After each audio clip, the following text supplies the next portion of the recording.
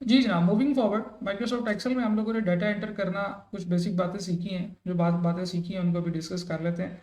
अभी मैं left right करते हुए सेंटर में तकरीबन स्क्रीन के पहुंच गया हूँ। माइक्रोसॉफ्ट एक्सेल में जो डाटा आप एंटर करते हैं इनकी दो टाइप्स होती हैं। एक होता है जी अल्फ़ा बैटिकल डाटा, ठीक है, जैसे आप जो टाइप करते हैं इंग्लिश के अल्फाज उनको अल्फ़ाबेटिकल डाटा कह सकते हैं। और दूसरा होता है जनाब हमारे पास न्यूमेरिकल डाटा। अल्फ़ाबेटिकल डाटा की पहचान ये होती है कि ये कोई नाम हो सकता है या कोई और चीज़, और न्यूमेरिकल डाटा एक नंबर हो सकता है। इन दोनों चीज़ों के दरमियान में जो डिफरेंस है वो आपको पता है कि जो आपका अल्फ़ाबेटिकल डाटा होता है वो राइट अलाइन होता है, सॉरी लेफ्ट अलाइन होता है, और जो आपका न्यूमेरिकल डाटा होता है वो राइट अलाइन होता है। ठीक है जी। डाटा को एंटर करने का एक तरीका तो हमने पढ़ लिया कि वो होता है जनाब हम टाइप करके डाटा एंटर कर सकते हैं। फिर डाटा कॉपी पेस्ट भी हो सकता है। किसी भी सेल को सेलेक्ट करें, कंट्रोल सी का बटन प्रेस करेंगे अगर आप, तो इसके गिर्द देखें ये डॉटेड लाइन आ गई है जो कि इसके इर्द गिर्द तैर रही है। इसका मतलब ये है कि दिस डाटा इज सिलेक्टेड, और ये डाटा जो है ये कॉपी हुआ है। आप किसी भी और सेल में जाके पेस्ट करेंगे तो आप वहाँ पे ये डाटा जो है ये पेस्ट कर सकते हैं। किसी और जगह पे पेस्ट करना चाहें कंट्रोल वी से पेस्ट कर सकते हैं, कीबोर्ड शॉर्टकट कंट्रोल सी और कंट्रोल वी है।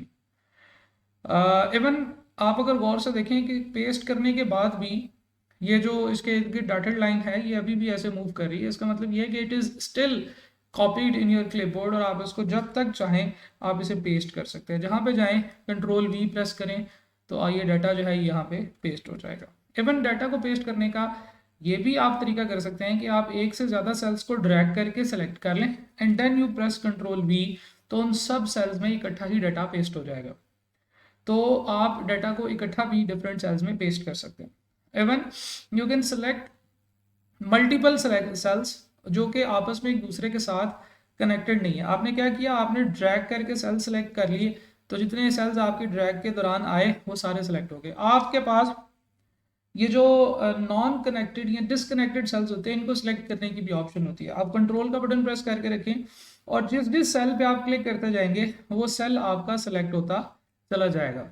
तो ये मैंने डिफरेंट सेल्स जो हैं ये सेलेक्ट किए हैं, कंट्रोल का बटन प्रेस करके रखा, छोड़ा नहीं, और डिफरेंट सेल्स पे क्लिक किया तो वो सारे सेल्स जो हैं वो सेलेक्ट हो गए। Now you press control V, तो उन सारे सेल्स में डाटा एंटर हो जाएगा।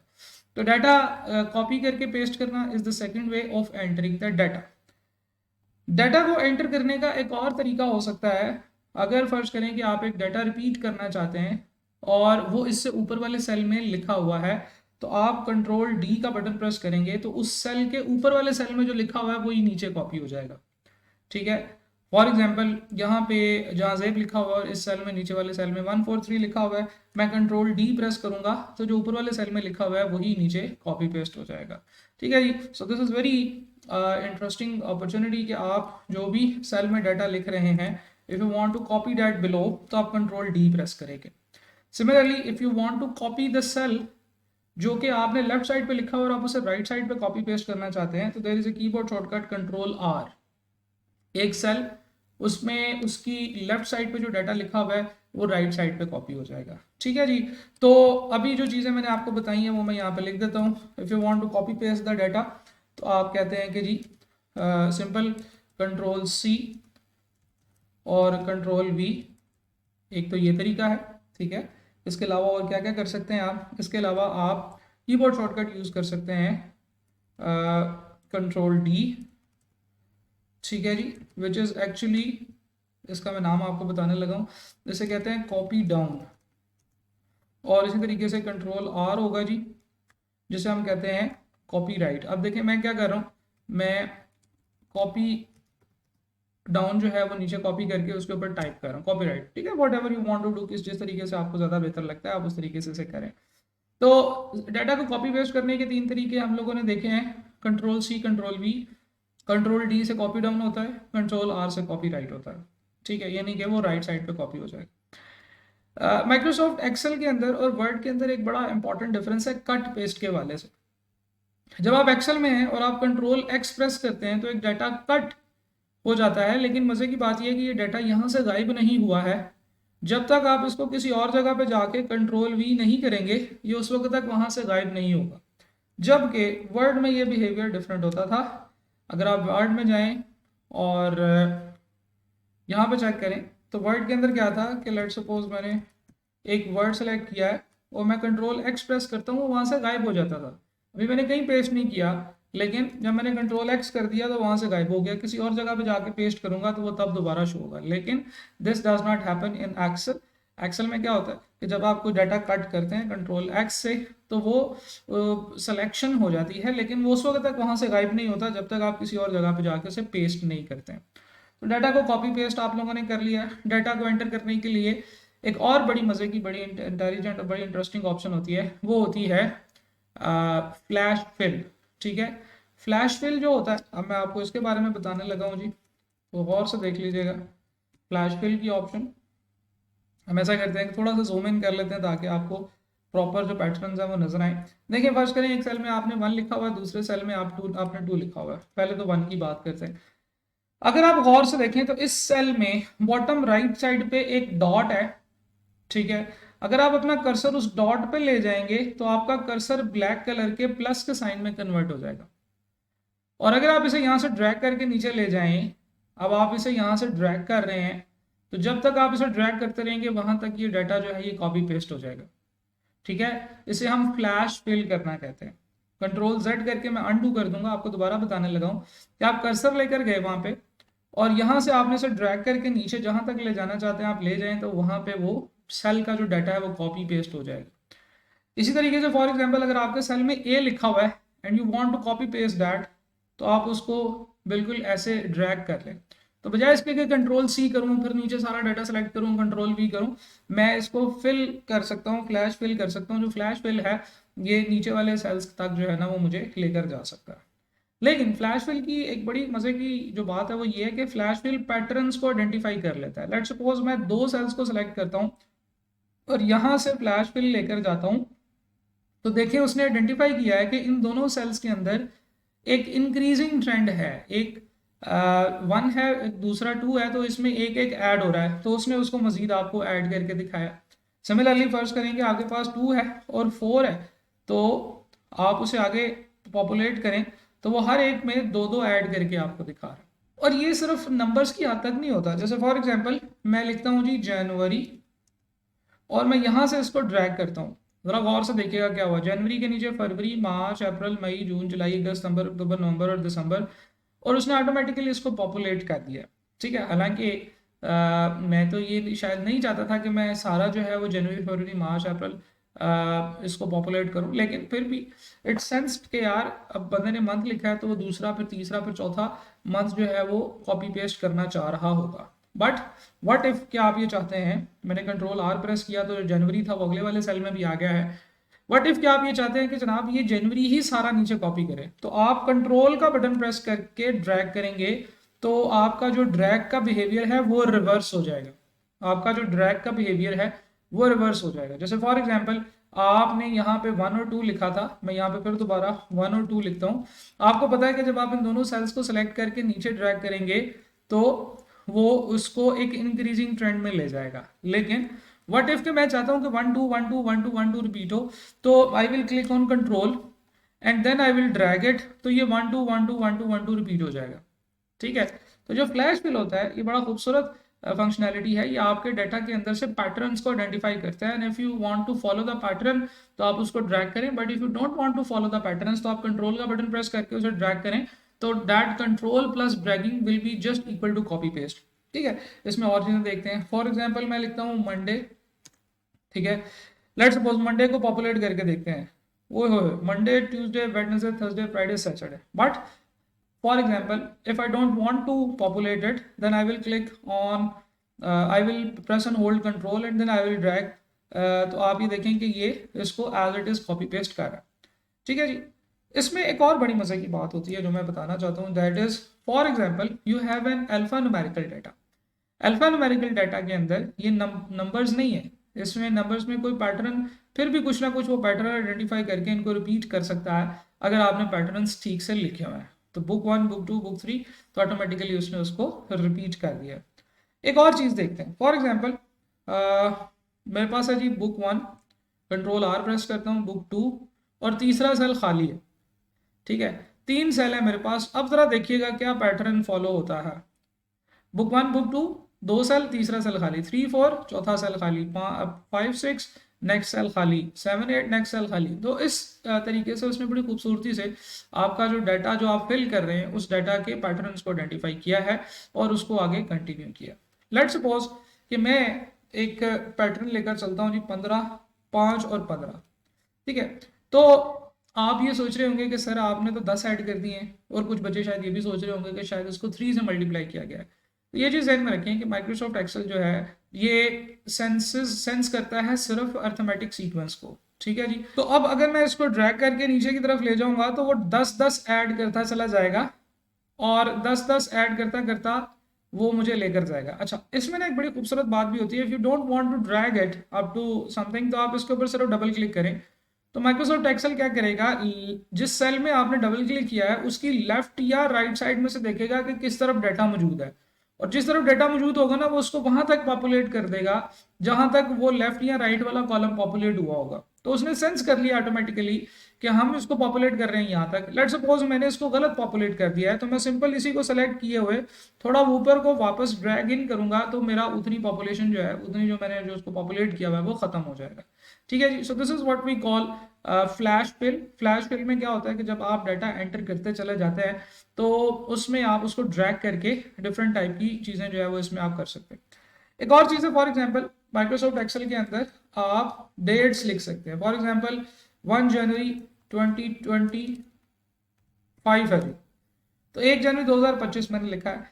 अगर आप इस डेट को ड्रैग करेंगे तो आप देखेंगे ऑटोमेटिकली वो उसमें एक एक अगले अगले दिन का जो है ना वो एंट्री कर रहा है, ठीक है। जनवरी है, 2 जनवरी, 3 जनवरी, 4 5 6 7 8 9, as long as you drag it आप वो आगे उसमें जो है ना वो एंट्री करता चला जाएगा, ठीक है। अच्छा, फर्स्ट करें कि मैं ऐसे कहता हूँ कि नहीं यार मुझे इस तरह से नहीं चाहिए, 1 जनवरी 25 एंड 1 फरवरी 25। तो मैंने 2 सेल्स में डाटा एंटर किया जो एक महीने के डिस्टेंस पे हैं और उनके वो हर महीने की यकम तारीख है।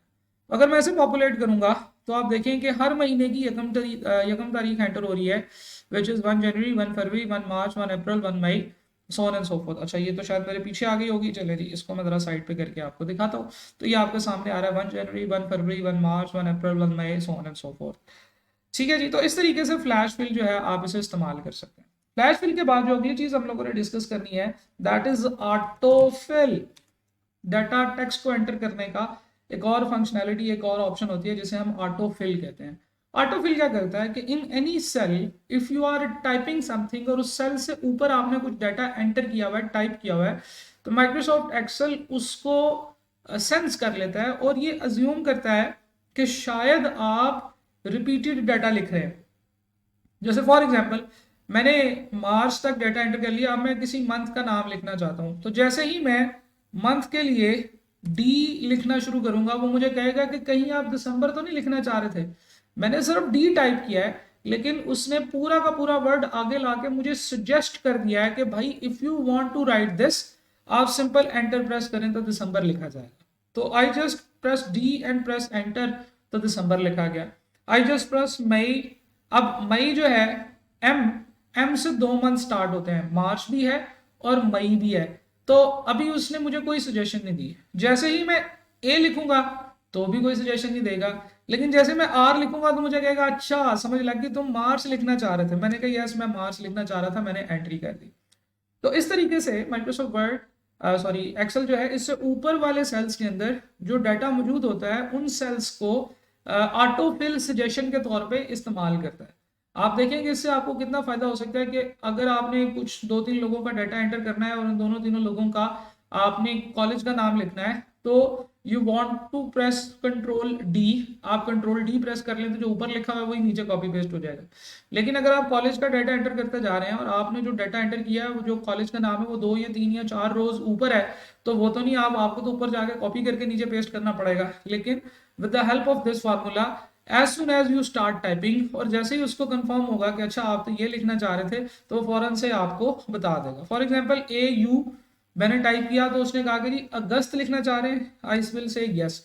This is what we call autofill. Autofill क्या करता है, ये सेंस करता है कि आपने ऊपर वाले सेल्स में क्या लिखा हुआ है और फिर उसके बाद आपको सजेशंस के तौर पे एक ऑटोफिल देता है।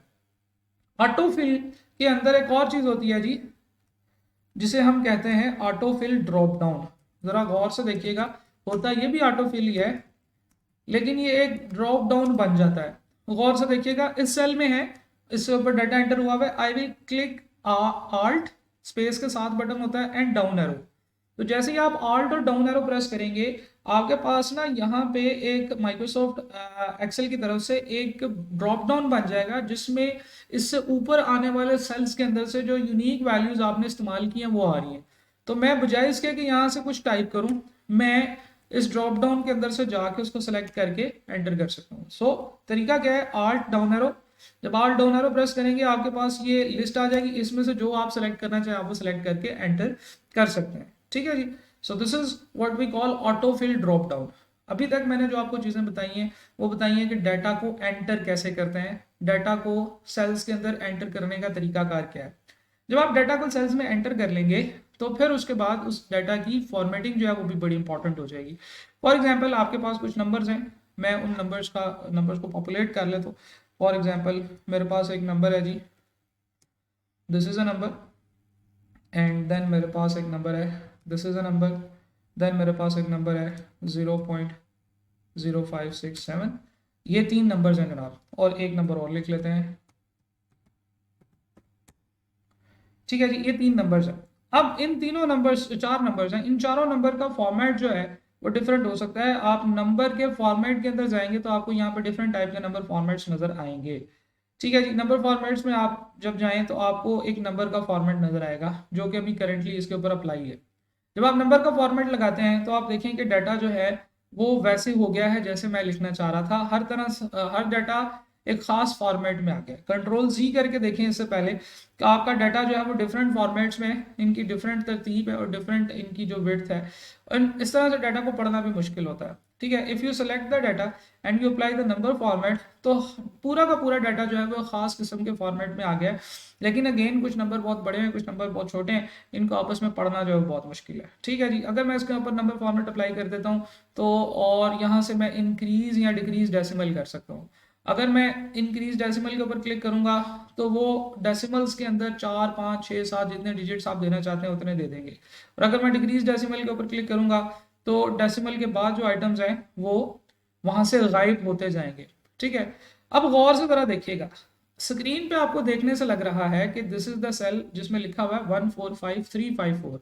ठीक है जी, 1,45,354, लेकिन ये एग्जैक्टली 1,45,354 नहीं है। इसके साथ 0.6 भी है जो कि मेरे नंबर फॉर्मेट की वजह से यहाँ पे नजर नहीं आ रहा। एग्जैक्टली इस सेल के अंदर क्या लिखा हुआ है आपको ये फॉर्मूला बार के अंदर नजर आ रहा है 145,353.6। तो एक्चुअली इस सेल के अंदर 1,45,353.6 लिखा हुआ है, लेकिन क्योंकि हमने एक नंबर फॉर्मेट लगा दिया है तो उस नंबर फॉर्मेट के लगाने की वजह से इस सेल के अंदर से ये चीज जो है ये गायब हो गई।